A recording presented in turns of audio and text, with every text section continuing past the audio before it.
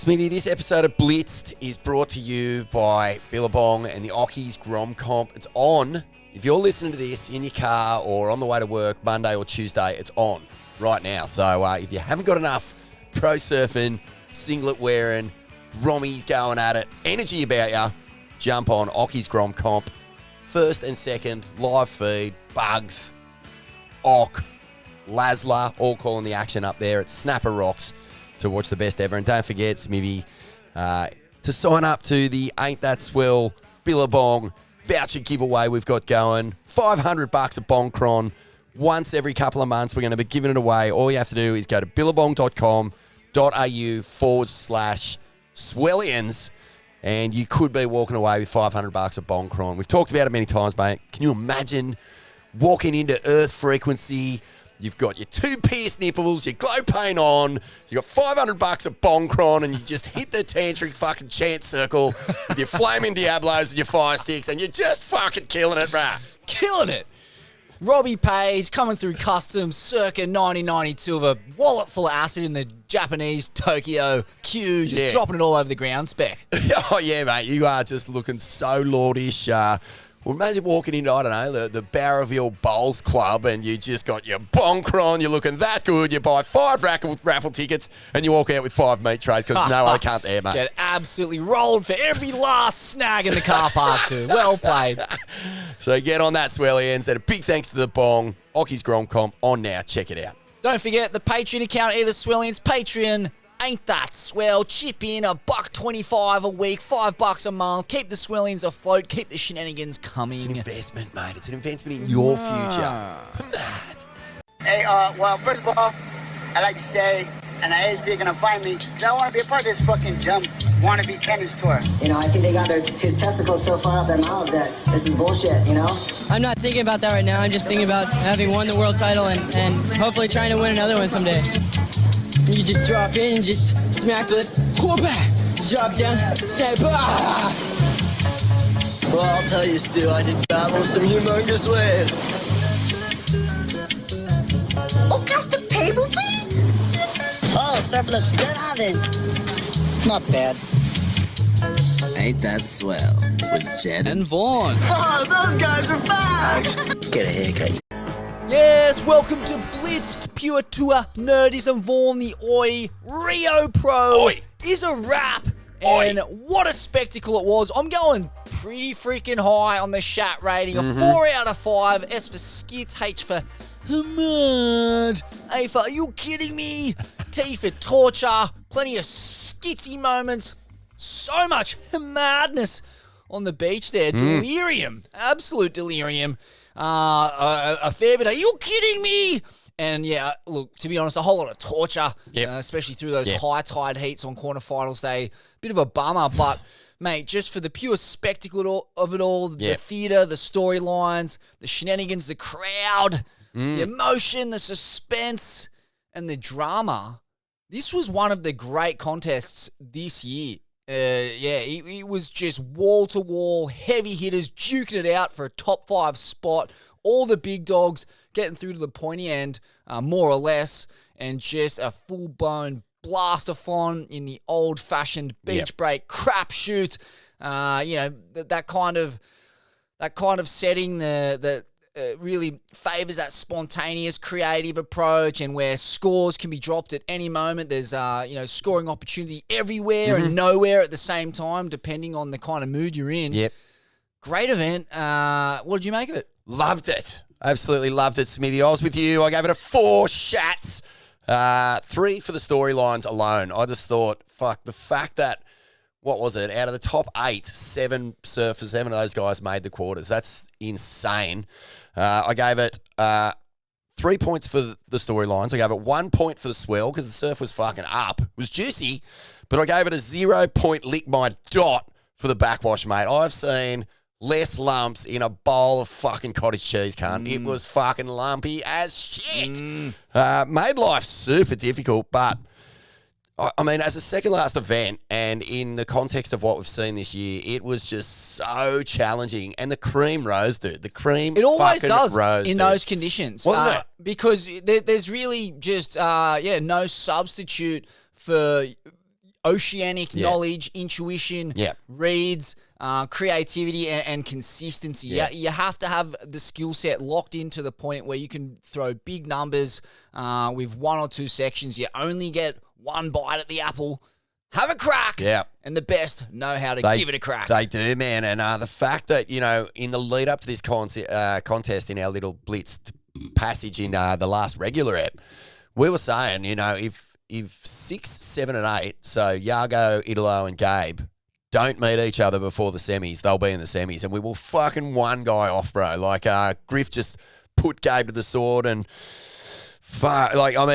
what a story. It is just the most epic sort of, what's it called? The one before the end, penultimate? Yeah. It's just the penultimate sort of lead into this Cloudbreak comp. Fucking great show. And, I think you'd have to be a pretty cynical fucking sus cunt. Let's just say that. If you weren't kind of getting absorbed by just how this whole thing was playing out. Yeah, what a cauldron it is. It's so bad, isn't it? Madness. Holy it's hard to fathom. Those WWE-style walkouts were just some of the strangest shit I've ever seen at a surfing event. And, geez, you could tell it was rubbing some of the tourists up the wrong way. John Florence looked absolutely filthy about being made to stand up there while some dude just rambled on in Portuguese, just lowballing him with the worst Bruce Buffer El Bruso Buffaro impersonation, then just revving it up for the Brazilians like it was so one-eyed and mad. Conor O'Leary looked filthy as well. It was like, for the core surfer in you, he just shrivels up and dies in situations like that. It was such a grotesque, mainstream sporting spectacle, but look, like, it is what it is. Like, and Sakarima with its sack wash. Yeah. It's basically the equivalent of having a World Tour event at Bondi, and the waves look so similar to my hometown, just formless, fairly shapeless, a bit of cup and punch on the drop, maybe one section, and then it just fattens out into gibberish, and the odd rip bowl here and there, like typical city slop. But at the end of the day, a big money earner, like, has to be. That event alone probably pays for the rest of the world tour to happen. Oh, man, it just, so the spectacle was through the roof. The waves, as you say, I was like, when did fucking South Curly get on tour? It was just a wobble fest.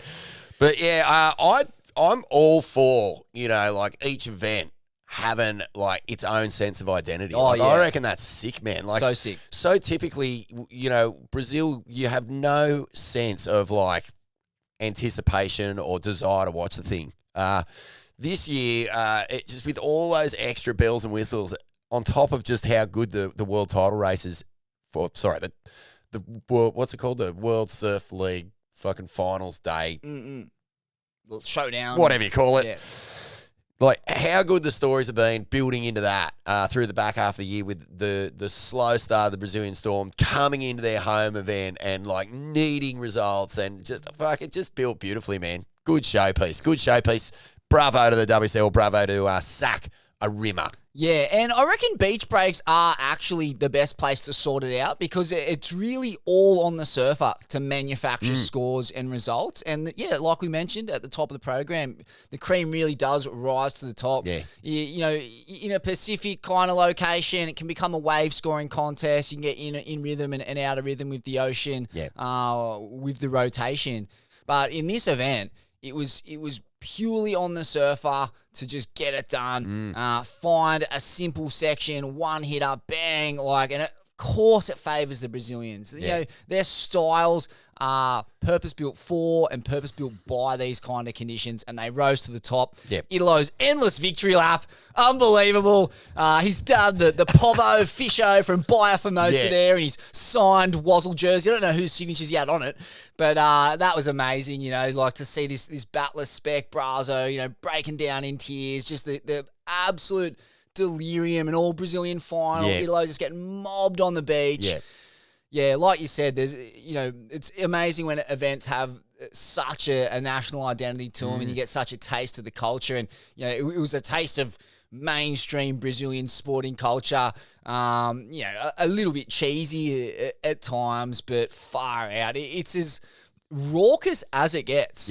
in professional surfing. Huntington can kind of create similar scenes, but not with that level of passion and delirium and these amazing storylines. You know, Italo reflected on it in his post-event interview, just talking about the fact that he'd come from the bottom and now he was at the top and he just wanted so much to win this contest for his dad and his family and the Brazilians. Like, there was just, and he was so locked in, mate. We'll get into it in more detail, but just the pure grit of the man. You know, whether you're into his style or not, you have to respect the fucking grit, the determination, the willpower, and just that idea of surfing for something bigger than yourself. Yeah. And how potent that is. Yeah, and man, I don't know what he's tapped back into, but back-to-back wins is such... like well, 2 out of 3, El Salvador. Sorry, El Salv in between. Yeah, you're right. But, you know, just the form that he's got at the moment, he must just be pissing pure taurine, mate. Like, I reckon his urine content could probably melt the steel reinforcement beams that you see them building skyscrapers with. Just melting into a puddle. Like, he's so fizzed up at the moment. He's found that winning formula that he had way back in the day. And you and I have talked about him a lot. Like, why aren't the judges tapping into what he's got? Like, why is he working his ring piece out and not getting the results? And I feel like maybe the difference is he's just let go of the fucking expectation and fury that fueled that expectation. Like, he does seem to be having a lot more fun. He's way more in the moment. And he's surfing, you know, in between turns. Sure, it can look like epileptic at times, but it's fucking... there's no denying when he fucking hits a section or he fucking really puts it all into a turn. I mean, shit looks pretty spectacular, man. Oh, man, and the commitment. Absolutely no second thoughts about gluing the most psycho tail drop floater to a 5-foot barreling closeout. Like, fucking hell, the tree trunks on him, mate. They got the thickness and girth of an ancient Amazonian 1,000-year-old tree. He's a maniac, and no one hits it with more gusto and commitment in the pocket either. Amazing performance, incredible surfer.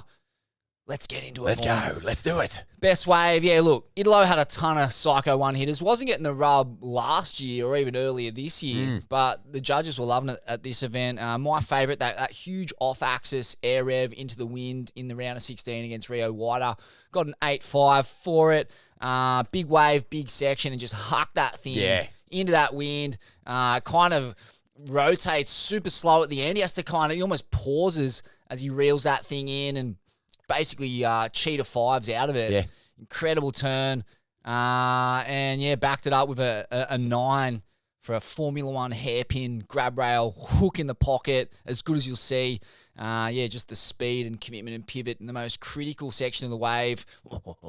And then straight into a big rail tap air reverse on the end section for the highest combined totally of the event, a 9 and an 8.5. He also had that 9 for a big backside full rotation plus some. Yeah. I think that was in the quarters, almost over-rotated. And then Yago. Yeah, that was the semi against Griff, first wave. Just fully nails it. And that ability to pull that back from over the rotation going just that fraction too far. So, I mean, that just tells you he's on, hey? Like, everything was just clicking for him. Like, it was unreal to watch. I love that wave too, man. I thought that I've got a little dark horse here for one of my favourite waves of the event, and that was Geordie against Yago. Oh, that backside one. That backside, mate. Wow, that second turn. I can't recall, even in like this year with all the surfing we've seen, and we've seen some good surfing, but that threw me back to the glory days of your Fanning, Parko, Andy sort of era where just pure, flawless, foundation fucking surfing, style, timing. It was a throwback wave that just brought a lot of joy to my fucking experience. I was like, whoa, the fucking jockey's on here, Smithy. The big man, yeah. He kind of cracks it vertical and it just sets him up perfectly for that beautiful section, glassy, barreling. And he just glues the most turbo backside down carve, so greasy, kind of drifts the fins a little bit. And then I think there's another kind of backside snap to fin drift and a third turn. That was an 8.4. Kind of lowballed him a little bit maybe on that one. He got a bit lowballed in that heat. He ended up with an 8-4 and then a 5-8-3. Yeah, for the double grab to frontside fin blow, Yeah. which, tough going for Geordie. Mate, but I think there was a bit of mayo going the Brazilians' way in this event. And look, how can you deny the judges? bit of squoose. Yeah, well, I mean, like when they're sticking punts and you're copping just the full blast of Brazilian delirium, like there was like fucking tens of thousands of people on the beach. There was people who were so far up the beach they were just looking at a couple of grasshoppers twirling through the air. That's okay, mate. They got the fresco bar. They're the only little things to cheer on down there. But no, I was with Ronnie when that heat. We were watching highlights of that heat, and he was like, "Oh, how much do you miss surfing like that?" And I was like, "Fuck, you do miss it, man. When you see it that stark." Like someone just load up and time a wave start to finish that good. The only thing really that cruelled Geordie in that was that Yago's 2-turn combo on the front side in the same heat was just as lacerating, like pretty much had a big explosive Larry in the background. And both those waves could have been in my best wave for sure, Smith. And, Yago had the highest high-scoring ride of the event, a 9.33 for That's in that heat, right? Right, I think so, yeah. Psycho S-turn into a layback hammer. Big number for a pretty, like, not meat and potatoes, but a fairly common combo. Yeah. And the not layback, super technical. the layback gets juiced a lot. Like, I don't find it to be a very, like, high-risk move. Nah. You and I spoke with Lowy about this years and years ago, remember? He was like, the layback, get rid of it. Means nothing. It's not high impact. It's low risk. There's a lot of, like, sizzle and pop on it, just in a visual sense. But, yeah, it's not a high-risk maneuver. It can be done well, especially by the likes of Yago. They can really spice that thing. Yeah. And it looks amazing when it's in a really flowing repertoire like that. I'll give you the exception to that rule is the one that Griffin did where he fucking absolutely power moves it. Like, Probably the turn of the event. He doesn't actually like overpower it. He pushes into it. You know, he meets the power. Like straight into the marshmallow. Straight. It's like a real snowboarding related, real fanning related. It's got punch, hey? Like the ones where Beautiful you lose turn. the tail into a layback, like, they're fucking spectacular, but I don't know if they're the same move like that one Griffin did. Nah, lip line, absolute desecration. Yeah. And then lays back into the foam, disappears, comes out clean as a whistle. Fuck, I love that turn. And that turn essentially gave him the win in what was one of the most important heats of his entire World Tour campaign. For sure. This season.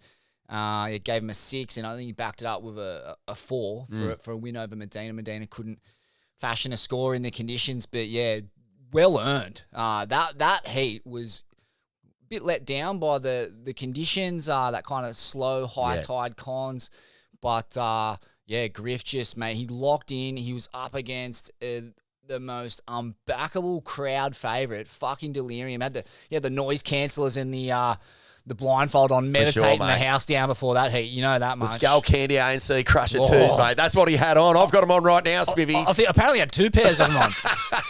But incredible performance. Yeah, it really, was. Really clutch. Really impressed me. It was. And what else we got in there? Oh, hang on. Best wave for the women. I had Tatiana by far. It was just like biggest wave ridden in the women's event. She airdrops out of it, just fully banks it. The classic, as she flies off the bottom.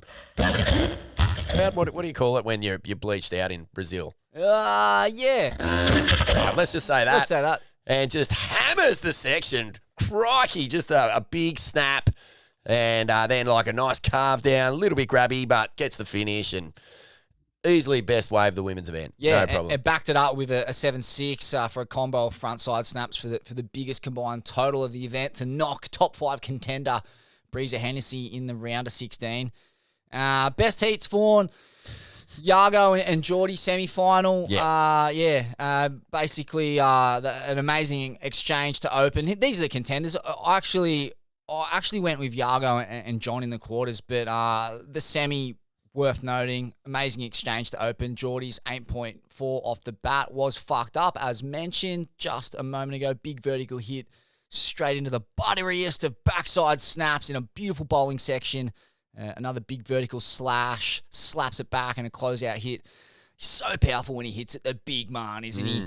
And then Yago regained the lead with a snap straight into the most unlikely finner reverse. Magician in beach break conditions, the defending Oi Rio Pro champ. How good is he? Just the positions he gets into. Don't know how he managed to get up and that vertical and hoik the fins over into a reverse.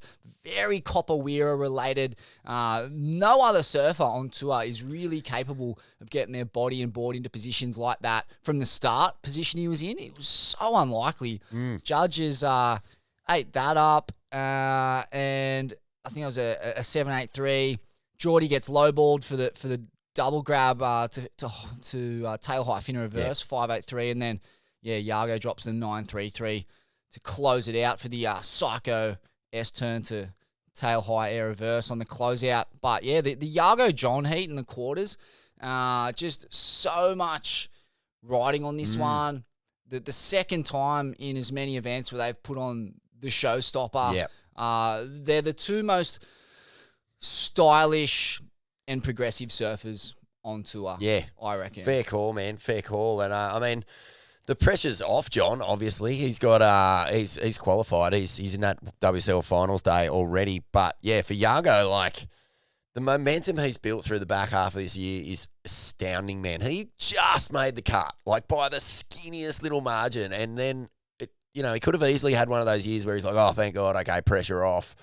Don't have to really put my foot down. And now look at him. He's like that close to booking a spot with Fiji on the come up. So, huge heat for Yago, and he got it over the top of it. I actually had, excuse me, the Griff Italo semi too. Just because even though like Italo had the big score at the start of that heat, like Griff just got into the fight and like he arrested a run of bad form that had to be ended. And like that was my actual breakthrough performer. It wasn't that he broke through, it was that he kind of like broke away from that just fucking luckless, winless run he was on, where he was just sort of letting this year that had so much promise starting to eke away from him a little bit, sailing. So, big result there. I like that he was in the fight till the end, throwing big finners, full rotators, like hitting sections late and just sort of like trying to match Italo at his own game. And that's the only thing you could do. Normally you'd be like, man, stick to what you do best. But in that conditions, you had to get into the fucking fist fight. You had to go bare knuckle with him. And he almost did it, man. I mean, it was just one clean section off getting that pop, getting that snap, and making that final. Yeah, and in the women's, I had Caity Simmers getting the nod by 0.5 over Brazilian wildcard Taina Hickel in the elimination round. Wow. It was a dogfight, a crapshoot. 4 out of the top 5 women were in that round. Caity Simmers just squeaks through. Gritty performance against the local favourite, just backed by the maniacs on the beach, and goes on to win the event. Yeah. Huge. Yeah. Women's event was a real tough one, man. These conditions did nothing to sort of celebrate how far their surfing has come. Like, sure, like in waves of Conquence and in conditions where we're just seeing like fucking the ceiling smashed over and over and over again. Great.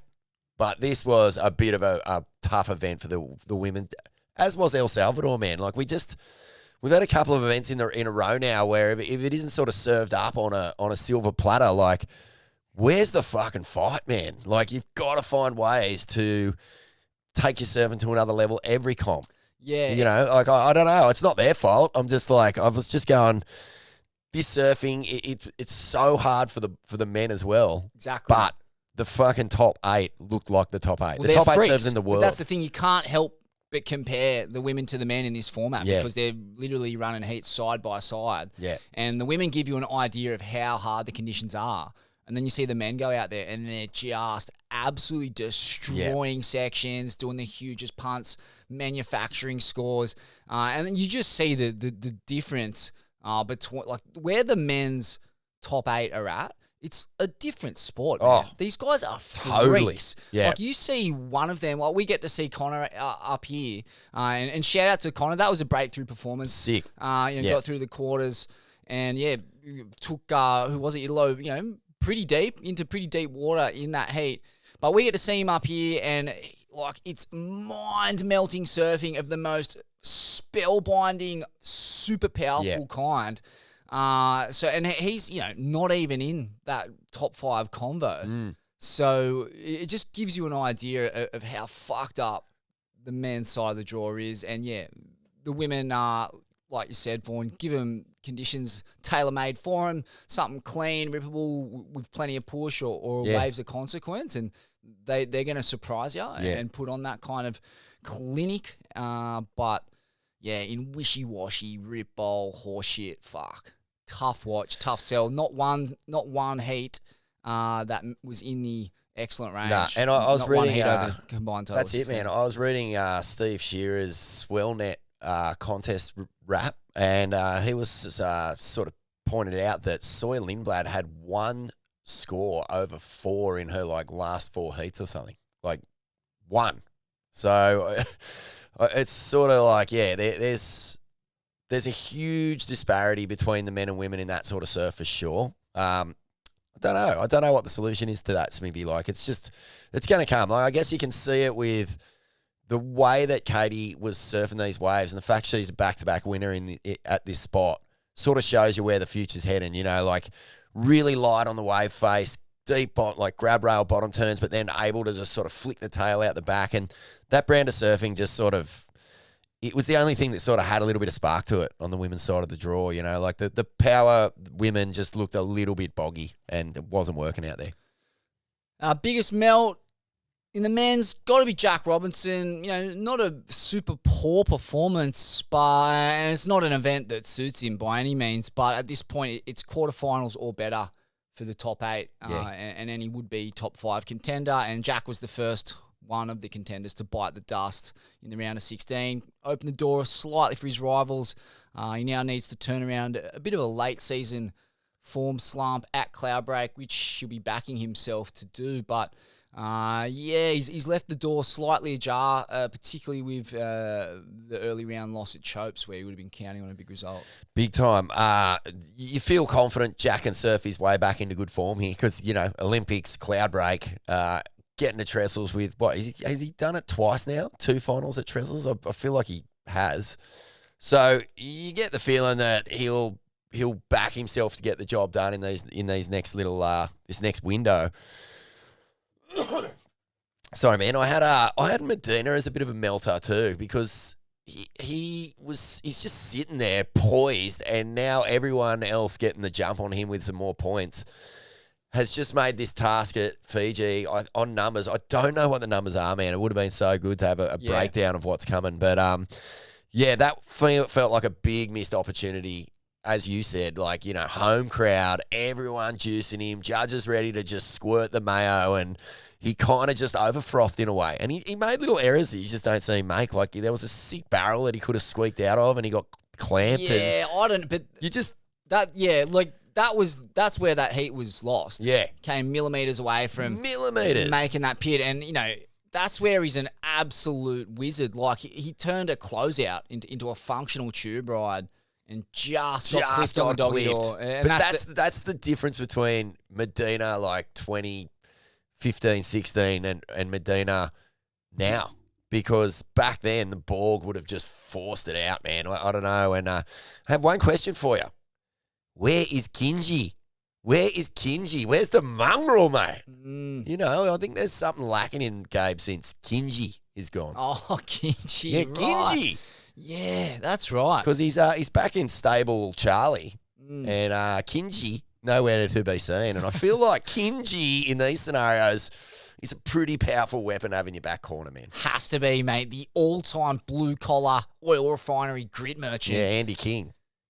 He was right there for Gabby's last world title run, and Gabby was having tough times back then. So it's a little question that I'm just posing because Kinji gets it done, bro. Yeah, wheel out the shaman, fly him into Cloudbreak, get him on the smelling salts and the Tommy Radonicus face slapping marathon. Exactly. And a bit of truth syrup. Yeah. Fuck, mate. If Kinji ain't talking shit, you know that. Anyway, good call. Ewing. Also, man, this year, super consistent, still in the top 5, no wins. At what point do you start to think this is actually a problem? Like, he's got the biggest mountain to climb of anyone in the top 8, I feel, to keep his spot. He is incredible. He's done time at Cloudbreak this year. He's going to be heading in there. But, again, more points needed to get a little bit of a safety zone with Yago and Gabe and the crew coming up behind him. Yeah, I mean, it's a question of can a world title be won on the back of purely rail surfing? He's not formidable in the juice in particular. He's no slouch, but he's not what you would say is a finals contender at Pipe, Tahiti, Cloudbreak. His punt game, it's there, but it's not of the caliber of the Brazilians and the Johns and the really elite guys. So he's relying so much on his rail, and it's just not always suited to the event stops on tour. But also, man, like, at the start of the year, I think he got a second in Portugal, right? So that's his best result. The rest of the year's just been super cruisy. Like, he's sort of like, I'm trying to put my head into a space where I can remember a major standout moment. You know what I mean? Where I was just going, fuck, Ewing is on a heater here. There's not many I can think of, man. Like, good solid surfing across the board. But the momentum is with the Brazilians in this back half of the season. So that's scary. Oh, it's scary going to Cloudbreak now. He's back literally against the wall. Figuratively and literally. Yeah. He's up against it to hold on to his spot. He needs some diesel, bro. Get some diesel out of that. Siphon it out of the tractor up there at North Stratty. Pour it on the embers of this fucking campaign and flare that fucker up. And in the women's, hate to do it. She's a swelling queen, but the Pickle Vaughan, I know. God, went down to Gabriella Bryan, her top 5 rival in the quarters. A high-pressure, high-stakes heat, and, just overcooked a series of backside snaps. Wasn't able to reset and really learn from her mistakes on the run. Kind of kept going at the section and missing the coping. Just going too hard at the section. Just looked low on confidence and not in sync. Trying to push too hard and just not really feeling it. That was a tough heat to watch, eh? Like, I was watching that live, and it felt like I was watching a completely different human to the woman who surfed Pipe and Sunset at the start of the year. Like, so all at sea out there and just not back and turns. Like, it looked like she was changing her mind as she was coming off the bottom. I was just like, what is going on here? She's got 2 events. So one event to solidify her spot and the Olympics. And they're both in waves where she is strong. And you know that on the back of that, like, Tahiti performance, Smithy, she's going to have to find the mongrel. Because the mongrel has sort of just evaporated for some reason. And it's not a good look. Doesn't suit Pickles. Pickles is best when she's, like Steph said, going meow, meow and fucking giving everyone a bit of lip and walking around with her fucking, a chin up and her shoulders back, and she fucking staunches into a joint. Yeah, the lobster posture. After banishing her rivals, she goes to full bloom. Got to stand up straight, get the shoulders back. That's it, man. Let that central nervous system hum and fire and ping off. Yeah, do the Ali thing where you knock someone down, you stand up over them, and you say, "Get up, you motherfucker!" Like, there's none of that. She's got to find that. She does. She's got the right people in her corner. Micro, Ben, a minor Houso grit merchant. Well, not actually Houso, but high housing commission concentration zone. He's got plenty of grit in him. You can put it in her. You couldn't have a better guy, because also Micro's experienced this sort of form before with Wilco, where Wilco comes out, wins 2 comps, has an unassailable lead for the first half of the year, and then just sort of like starts to peel off, and that happened twice in Wilco's career. So you would imagine that Micro's seen this before, has been putting the things in place to arrest this and turn it around sooner, but we are playing to Molly's strengths now. So if anyone can pull it round, it's Crow. For sure. Yeah, fucking gnarly too, because Gabriella Bryan, the person who beat her in that heat, she's in the opposite form. She's in a purple patch, and they're going head to head, and it's a tale of fucking 2 tapes there. It is. On the decline, Bryan on the come up, really finding her feet.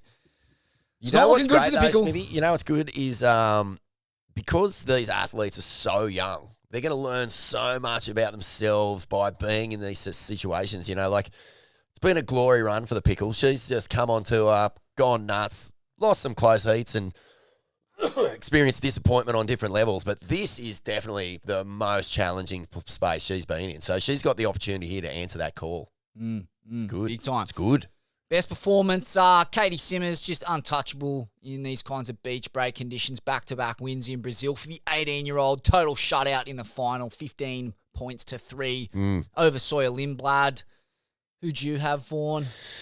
Best performance, I just had Italo. I just thought just the momentum he's tapped into, the attitude he seems to have, like the joy that's back in his surf, and he doesn't look anywhere near as tense or as built up or as just fucking, I don't know, just he's not that like just tight ball of muscle that we saw for the past few years. He's got a bit of, I don't know, a bit of dance in his game, man, and he's hit form at a perfect time of year. Yeah, it was Italo for me. Yeah.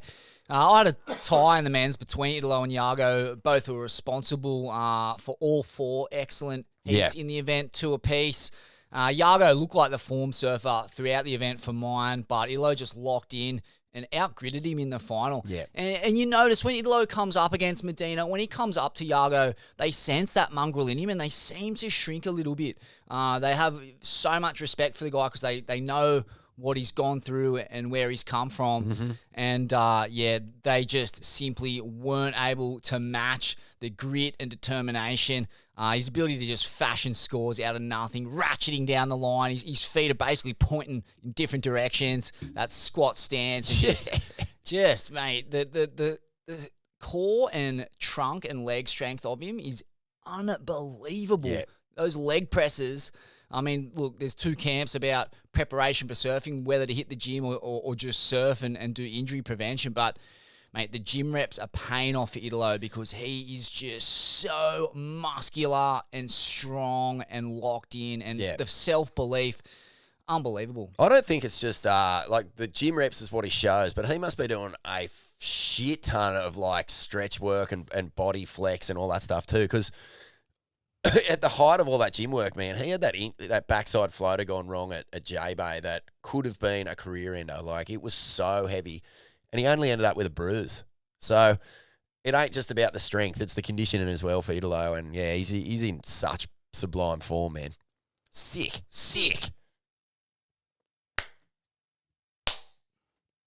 Breakthrough performers, Vaughn. I went with Italo. That's his best result in Brazil. Hadn't even made the semis up until this event. Was desperate to win the event for his dad, for the fans. Yeah. And it's been a real hoodoo for him and Medina to get results here. Obviously, the expectations of that fever pitch crowd, it can go both ways. And it hadn't panned out for him until this event. So, yeah, just an incredible back half of the year for Italo. Barely makes the cut.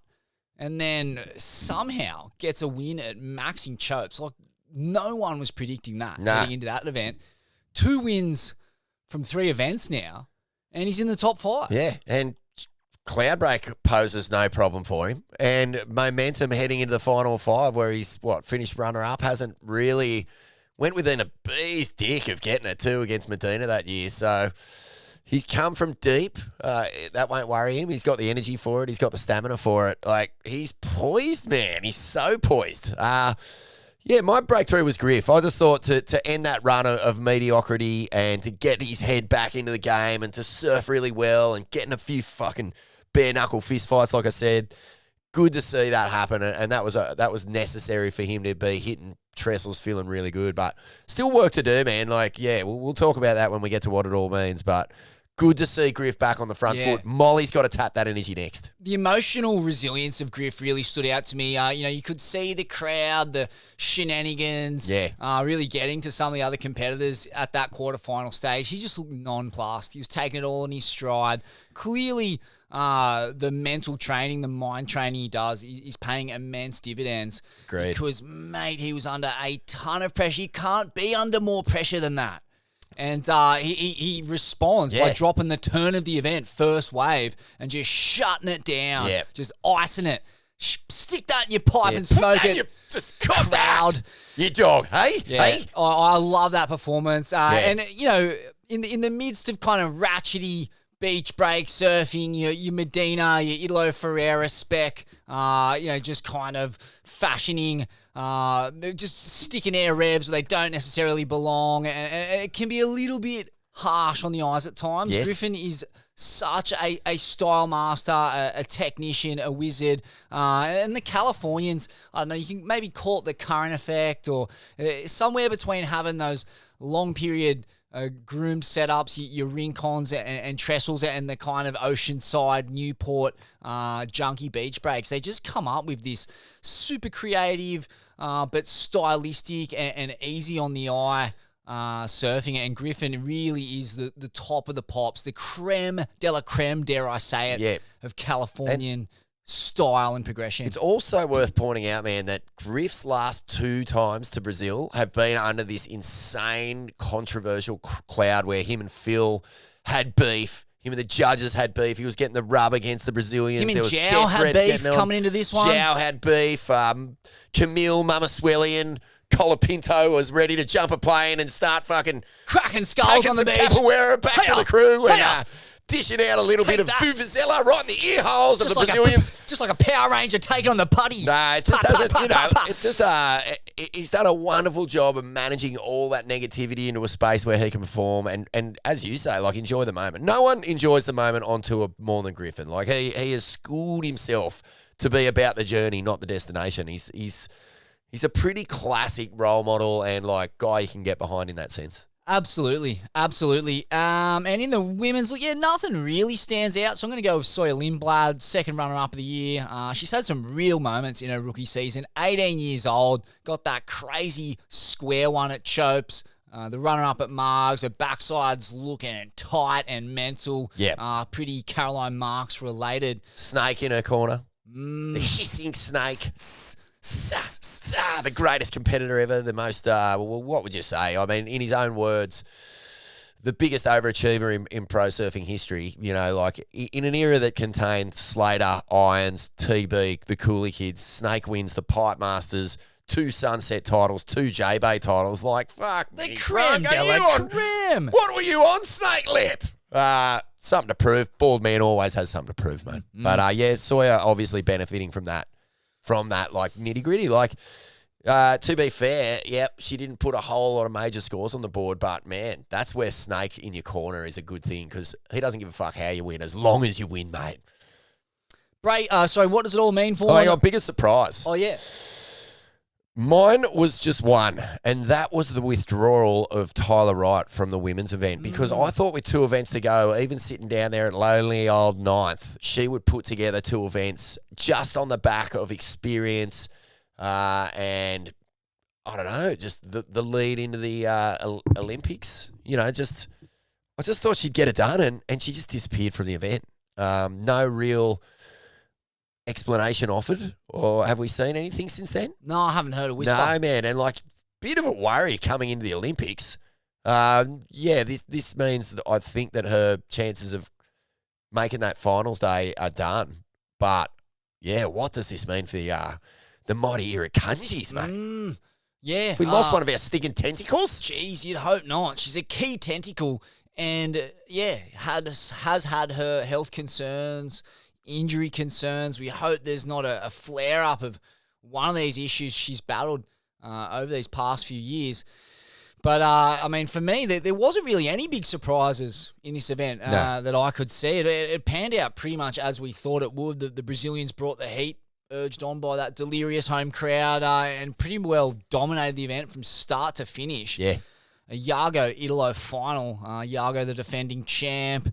Just a full-blown Brazilian shutout, and credit to him to rise to the occasion. Credit to the fans for getting down there, and credit to Brazilian surfing. The Brazilian Storm is back, and they have the energy and mana of their home crowd and the theatrics of it all to thank. And that feeds into what does it all mean, man? Because reports of the Brazilian Storm's death may have been slightly exaggerated, Smithy. Well, slightly, hoped for, prayed for, but it looks like they're back. Oh, but like, how good for pro surfing that it hasn't just been this like major generational shift. Like women's surfing, it just felt like they just swept Carissa and Steph out the door and ushered in this new time, and there was no like There was no like headbutting or sort of flexing or like battle for supremacy. But right now, mate, we have the old guard and the new guard locked into a full-blown fucking send fest for Cloudbreak. And what that looks like coming into the final five, it almost, I mean, mate, from an Australian point of view, it's scary. It's alarm bells. It's alarm bells. It's scary. Especially in the men's. But, yeah, I mean, this is just going to be the greatest fucking showdown ever just to get to finals day. Mate, it's like some kind of 7-headed hydra. You cut one head off and another one pops. Yeah. We're throwing asterisks at the Parkerist willy-nilly. He disappears with back-to-back world titles, and then here comes Italo winning, maxing chopes. Yago putting on a clinic backside with snaps and punts. Medina has put on some of the greatest performances of all time at Cloudbreak. Yep. It's a worry, and look, there's just no denying the Brazilian supremacy. They've won the past 2 world titles. I don't know how many of the past 5 world titles they've won, but frick, they have completely dominated the last decade, and in every kind of wave imaginable, from the big slabbing Pacific variety to the sloppy, junky beach break variety, and everything in between. Right points, J-Bay, snapper. Fuck! That's all I've got. That's all I can say. 4 letters, Vaughn. Where Aussie surfing's on the back burner. We're the biggest fans and supporters of it. But truth is truth, and we are men of truth. Yep. And we're going into Cloudbreak now in a real pickle. The situation is thus.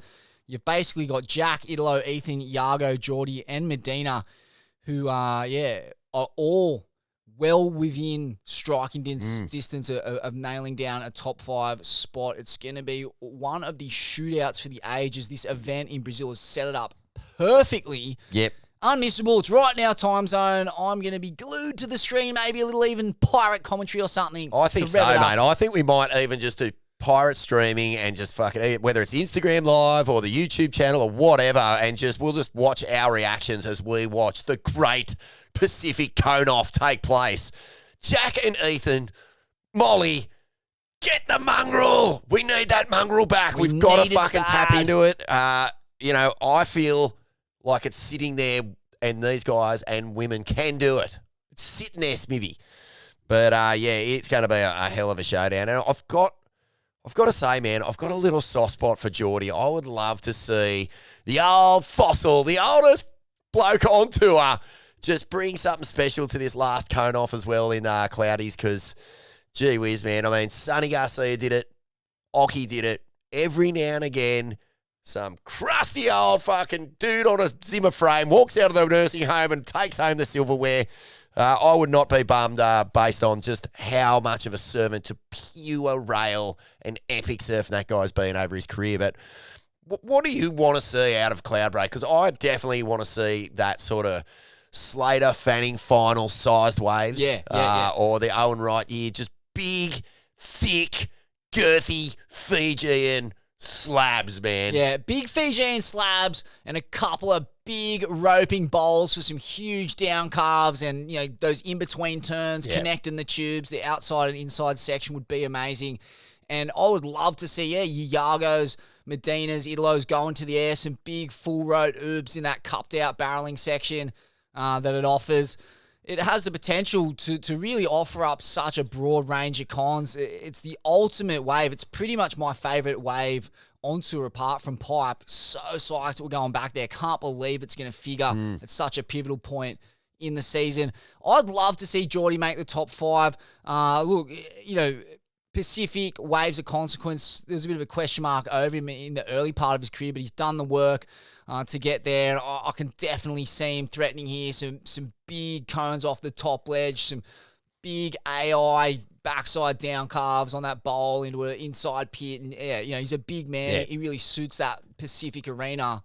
And the absence of Puck and Phil, if he gets to Trestles, mate, he's spent the last 20 years of his life living there. Like, his family lives there. His kids grow up there. Like, he is as primed as anyone to put on a show there without Pucked, basically making it impossible for anyone else to win. He's turned back the clock to that modern collective era, those kind of edits that were coming out of Western Bar there at Yo-Yo's, just the craziest power surfing, just that frame in the perfect positioning and just hacking the bejesus out of him. He's one of the great characters on tour. He is. Early career, like obnoxious, but, just a degenerate, like kind of funny in how off tap he was, and when he got put in his place, he took it well. Yeah, and then he respected the Australian way. Let's put it that way. Yep. And he's he takes the piss. He's good for a laugh. He's one of the real funny bastards. He is. Around. He's matured well, like a fine wine, and a top 5 berth and a tilt at the world title. Imagine coming from deep. Geordie Smith with a head of steam. That's it, man. He might turn that liquefied chocolate into a fine block of vintage cheese. You just don't know, Smithy. But the logjam on the women's side is just as interesting, man, because from 3 to 7, it's like just Pacific power queens. Breezer, who grew up there, spent more time in that lineup than anyone, searching for her first win of the season, even though she has worn that yellow jersey at times. Molly, of course, we know that she's good out there. Just got to find the form. Gabby, power monger. This is, she's got the form going into it or the momentum. So she's terrifying. JoJo, we know what she can do in the Pacific. But Tatiana, man, that's the real scary dark horse coming from sort of deep in the rankings because she is surfing like she just does not give one fuck at all. Like she's tapped into something almost like... it's so much noise around this new guard that she's just gone, oh, okay, fine. Fuck yous then. I'll just start fucking dropping 8s on, the biggest wave. That 10 in Chopes. She's hit a little vein of form completely under the radar here that could shock people, and she might get another shot at that world title as well. The 10 at Chopes is telling, as are her performances at Pipe in recent years. She's got plenty of game front side in the cone. And look, Cloudbreak's probably the least consequential out of those 3 waves. So she'll be expecting, some serious tube rise. She's got the technique dialed. She's well suited to this kind of wave, this kind of Pacific power, being a Hawaiian-raised Brazilian. Yeah, she's a real threat. She's probably the threat in terms of going deep in this event when I look at those names. That's it, man. And just before we go, Smithy, because I think we'll come back for a real deep dive on the Cloudy Sitch once we get the numbers and who needs what. We'll get our rating skimp out of his cellar. We'll get world some surf fish heads, intrigue, give him an old diddy out to crunch the numbers. That's it, mate. World Surf Intrigue or World Surf Stats. There's a bunch of them out there who really go deep on this stuff. Kale Bell Warren, we might have give Wazza a call from the Lipped Potty. But let's just doff the cap to the season of John Florence and Caity Simmers. John Florence, right now in the old system, I don't think he could be beat unless he pulled out of the event. Like, he'd be world champ right now. So that's fucked up, dude. That's how far out in front he is. After years of luckless injuries and just sort of almost looking at times like he was disinterested, he has just blitzed the field in 2024. And Caity Simmers, mate, 3 event wins this year. 18 years old. 18 years old. Like we're witnessing a glory time in pro surfing after feeling a bit disenchanted for a couple of years there post-COVID. Like, this feels like the year it's back, man. If John, I'm assuming he's pretty much close to locked in, coming in that number 1 seed at Trestles, and I can't see him being beaten there. It's a best out of 3 matchup. Good luck getting John in a best of 3 matchup in horseshoeing Trestles rights. Man, he's going to be almost unbeatable. And yeah, Caity Simmers just down the road as well. She's going to be up against Marksy on the backside. We're getting a bit ahead of ourselves. I know, but I just wanted to doff the cap to those 2 surfs in their seasons because regardless of what goes down at Trestles, man, they've both had years to remember and might mean fuck all at the end of the day, Smithy. Hey, in the worlds of Garth and Wayne, it's game on! Game on! Competition surfing. Rashes. Yeah. Baby, I can't get enough. Blitz. Ain't that so presents pure nerdism.